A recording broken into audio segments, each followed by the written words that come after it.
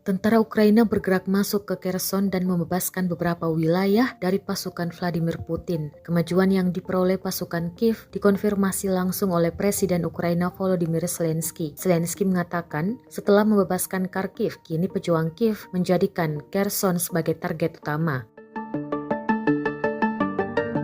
Di lain sisi, Wakil Menteri Luar Negeri Ukraina, Emin Zepar, merilis rekaman peninggalan Rusia di Kherson. Sisa-sisa yang ditinggalkan berupa kehancuran dan kesakitan. Dalam keterangan unggahan di Twitter pada Sabtu 8 Oktober 2022, ia menuliskan bahwa inilah yang ditinggalkan teroris Rusia. Rekaman tersebut menunjukkan konsekuensi dari kekejaman Rusia di wilayah yang tidak diduduki di wilayah Kherson, tampak bangunan yang porak-poranda.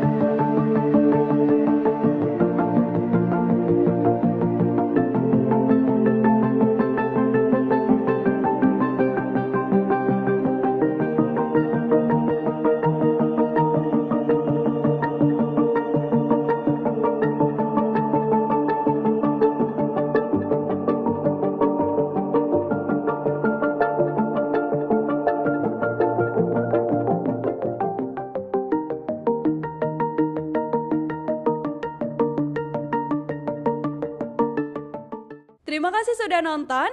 Jangan lupa like, subscribe, dan share ya.